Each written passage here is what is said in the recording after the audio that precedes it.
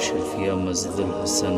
आज जामिया अशरफिया में इमाम काबा डॉक्टर शेख अब्दुल्ला अबू अल जुहनी तशरीफ़ ला रहे हैं। इस मौका पर शोबा हिफ्ज़ के बच्चे पुरजोश इस्तकबाल की तैयारी कर रहे हैं और पाकिस्तान और सऊदी अरब का झंडा अपने हाथ में पकड़कर दोस्ती और अमन का पैगाम दे रहे हैं। जामिया अशरफिया की इंतज़ामिया और हाफिज़ असद उबैद साहब और जामिया के उलमा और तलबा ने इमाम साहब का इस्तकबाल किया। हुकूमत के प्रोटोकॉल के साथ इमाम साहब जामिया अशरफिया में तशरीफ़ लाए और मुंतज़िर तलबा और उलमा ने इमाम साहब का इस्तकबाल पुरजोश फूलों के साथ किया।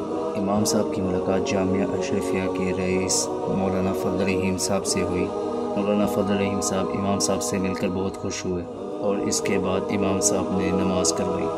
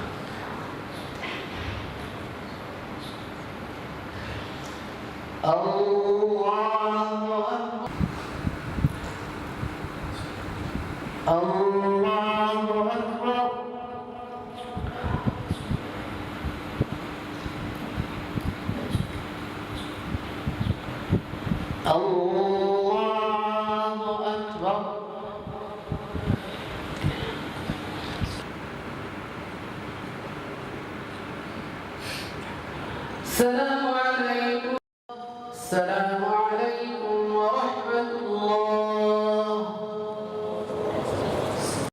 من الوقت الكبير حتى يكرمنا الله عز وجل. يسمون هذا الشهر شهر شعبان يسمونه بشهر القرآن.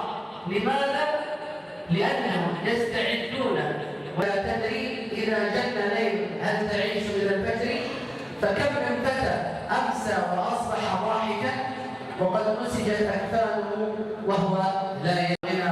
اللهم إنا نعوذ بك من منكرات الأخلاق والأعمال والأهواء والأهواء. اللهم اغفر لنا جدنا وهزلنا وخطأنا وعمدنا وكل ذلك عندنا. اللهم لا تحرمنا خير ما عندك بشر ما عندنا. اللهم اجعلنا ممن يستمع القول فيتبع أحسنه. اللهم إنا نسألك من خير ما سألك منه عبدك ونبيك محمد صلى الله عليه وسلم ونعوذ بك من شر ما استعاذ منه عبدك. इमाम साहब की रवानगी पर इमाम साहब ने जामिया अशरफिया की इंतज़ामिया का शुक्रिया अदा किया और साथ साथ जामिया अशरफिया की खिदमत और इंतज़ामिया को खूब सहराया और दोबारा जामिया अशरफिया आने की ख्वाहिश ज़ाहिर की।